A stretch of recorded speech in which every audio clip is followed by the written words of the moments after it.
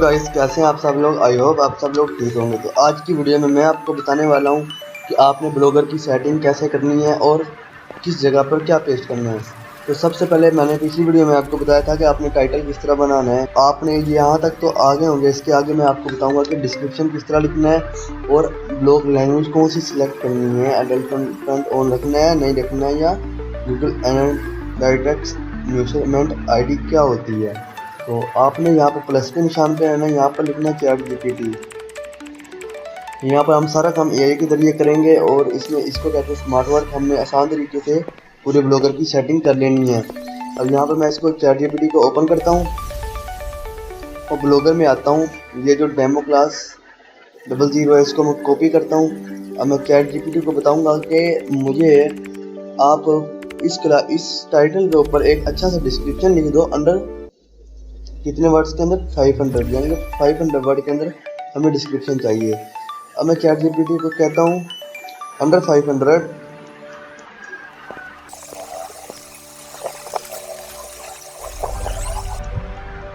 अब मैंने इसको ये बताया, अब ये इसको मैं सेंड कर देता हूँ। अब यहाँ पर इसने चेक करेंगे, इसने मुझे एक डिस्क्रिप्शन लिख दी है, बट ये डिस्क्रिप्शन बहुत बड़ी है। अब मैं इसको बताऊँगा कि मुझे अंडर 500 वर्ड्स नहीं, 500 कैरेक्टर्स चाहिए। अब मैंने इसको बताया कि अंडर 500 कैरेक्टर्स। तो अब ये मुझे अंडर 500 के अंदर ये मुझे एक इस तरह का ये डिस्क्रिप्शन बना कर दे देगा। अब आपने वही डिस्क्रिप्शन कॉपी करना है, पेस्ट करना है। यहाँ पर आके देखें 355 कैरेक्टर्स बनते हैं। अब मैं इसको सेव करूँगा। उसके बाद मैंने फिर चैट जीपीटी में आना है, इसी का एक मेटा डिस्क्रिप्शन वो बना कर देगा। आपने इस मेटा डिस्क्रिप्शन को यहाँ से कॉपी करना है। कॉपी करने के बाद ब्लॉगर में आपने इसी तरह नीचे जाना है। नीचे जाते स्क्रॉल डाउन करना है, आपने करते जाना है। यहाँ पर आपको एक मेटा टैग्स मिलेगा, आपने इसको ऑन करना है। ऑन करने के बाद सर्च डिस्क्रिप्शन के अंदर आपने जो मेटा डिस्क्रिप्शन होगा वो पेस्ट कर देना है। इससे ये होगा कि आपकी वेबसाइट सर्चिंग में आने लग जाएगी और नीचे एक छोटा सा मेटा डिस्क्रिप्शन जो हर वेबसाइट के अंदर होता है वो आपकी वेबसाइट का मेटा डिस्क्रिप्शन होगा। ब्लॉग लैंग्वेज यूनाइटेड किंगडम ही रहने देना है। अडल्ट कंटेंट ऑन नहीं करना है, इसको हमेशा ऑफ रहने देना है। गूगल एनालिटिक्स आईडी जोन सी वो अभी नहीं लगानी है आपने। उसके बाद फेव आइकन आता है। फेव आइकन कैसे बनाना है? फेव आइकन बनाने के लिए आपको गूगल पे सर्च करना है फेव आइकन जनरेटर। अब मैंने यहाँ पे सर्च किया, यहाँ पे ये वाली वेबसाइट आ गई है favicon.io वाली। मैं इस वेबसाइट को ओपन करता हूँ। ओपन करने के बाद कोई इस तरह का यहाँ पर सीन आ चुका है। अब स्क्रॉल डाउन करना, text to icon, PNG to icon and icon emoji two. तो मैं कहूँगा टेक्स्ट टू आइकन। अब यहाँ पर ऐड आ रहे हैं, इनको क्लोज करना है और इस तरह का कुछ सीन हो जाएगा। यहाँ पर आपने लिखना है जिस तरह का मेरे क्लास से शुरू होता तो फिर मैं सी लिखूँगा। ऊपर ब्लू कलर में सी आ रहा है, मैं इसको ब्लैक में कर देता हूँ। यहाँ से अब चेक करें, ब्लैक में आ रहा है। साइज थोड़ा बड़ा कर देता हूँ 120 में। अब ये देखें फेव आइकन बन चुका है। अब मैंने यहाँ पे डाउनलोड पैकेज पे क्लिक करना है। अब फेव आइकन यहाँ पर डाउनलोड होना स्टार्ट हो चुका है और उससे पहले हम दूसरी सेटिंग कर लेते हैं जब तक फेव आइकन डाउनलोड होता है। नीचे प्राइवेसी को हमेशा ऑन रखना है एंड ब्लॉग एड्रेस को आपने नहीं छेड़ना। कस्टम डोमेन में अगर आपके पास डोमेन है तो तभी आपने डोमेन लगानी है। देन नेम सेम चेंज होना चाहिए। उसके बाद HTTPS इसको आपने ऑन रखना है। ऑफ कर दोगे तो गूगल आपकी वेबसाइट पे ट्रस्ट कभी नहीं करेगा। उसके बाद अपना यहाँ पर जो आपका ऑथर्स का नेम होगा जो आपने दिया होगा पहली वेबसाइट बनाते वक्त, तो यहाँ पर वही होगा जो हर वेबसाइट में सेम शो हो जाएगा। उसके बाद मैक्स पोस्ट यानी कि एक में कितनी पोस्ट हो, तो आपने यहाँ पर 9 कर लेना है ताकि स्क्रीन फिल रहे। इस तरह ऊपर नीचे होता है। उसके बाद है इमेज लाइट बॉक्स, इसको ऑन रहने देना है। लेजी इमेज लॉज इसको भी ऑन कर देना है आपने। वेब की इमेज सर्विंग मतलब कि वेब की जो इमेज होती है वो सिर्फ आपकी वेबसाइट कर सकती है, नहीं कर सकती, उसके लिए आपने इसको भी ऑन कर देना है। सेव होने के बाद नीचे आना कमेंट्स में। कमेंट के अंदर आपको लोकेशन इसमें कोई चेंजिंग नहीं करनी। उसके बाद ईमेल में भी आपने कोई चेंजिंग नहीं करनी। अगर आपको करनी हो तो आप कर सकते हैं अपने हिसाब से। उसके बाद है फॉर्मेटिंग, इसमें आना है, टाइम जोन के ऊपर आना है। यहाँ पर स्क्रॉल करते जाना है। स्क्रॉल करते जाओगे, यहाँ पर ये 4 लिखा है, इसी तरह देखते जाना है। यहाँ पे 5 आ जाए। अब ये 3, 4, 5 आ गया। अब यहाँ पर पाकिस्तान स्टैंडर्ड टाइम कराची है, यहाँ पे कराची करना है, इस्लामाबाद इसमें नहीं होगा क्योंकि ये सिर्फ कराची के साथ है। उसके बाद डेट हीटर फॉर्मेट में सिर्फ ये वाली सिलेक्ट कर लेनी है, फ़ोन नंबर वाली सेव कर देनी है एंड नीचे आना है मेटा टैग्स जो कि हमने लगा लिया है, एरर एंड रीडायरेक्ट्स। ये अगर आपकी वेबसाइट के अंदर कोई एरर है ये तब भी आपने लगाना है, जैसे कि आपका एक पेज वर्क नहीं करता तब जाके यहाँ पर आपने वो लिंक लगाना है, कस्टम रिटेक्ट्स आइटम्स वगैरह इस तरह यहाँ से ऐड करके आप लगा सकते हैं। यहाँ यानी कि यहाँ पर अगर एक पेज में एरर आ रहा है उस पेज का यहाँ पर लिंक लगाना है और उसके बाद जो न्यू लिंक है वो आपने यहाँ पर लगा के परमानेंट पे ओके कर देना है।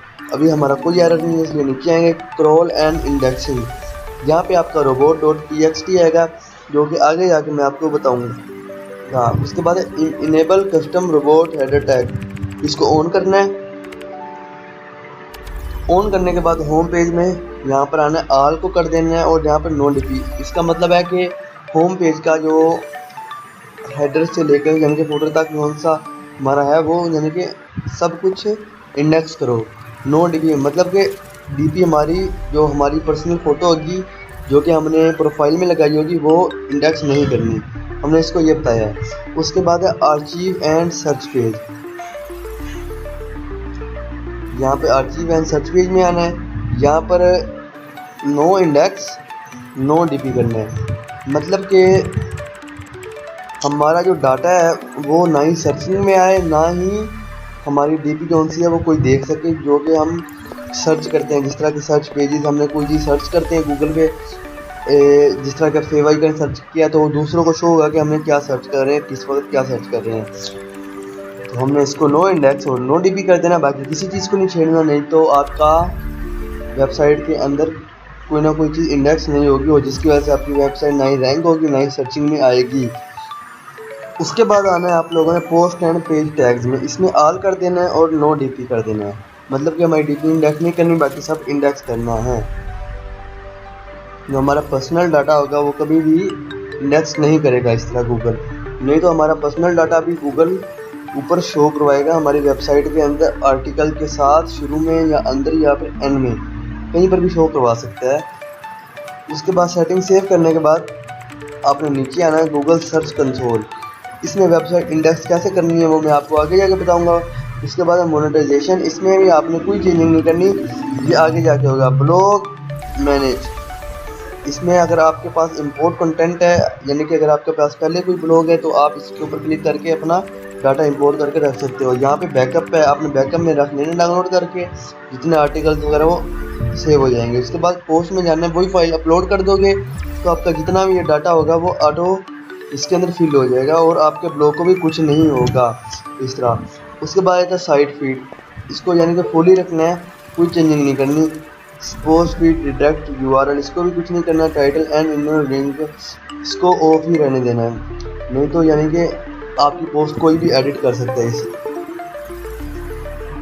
उसके बाद हम अब ऊपर चलते हैं, यहाँ पर हमने लगानी है आप फेव आइकन।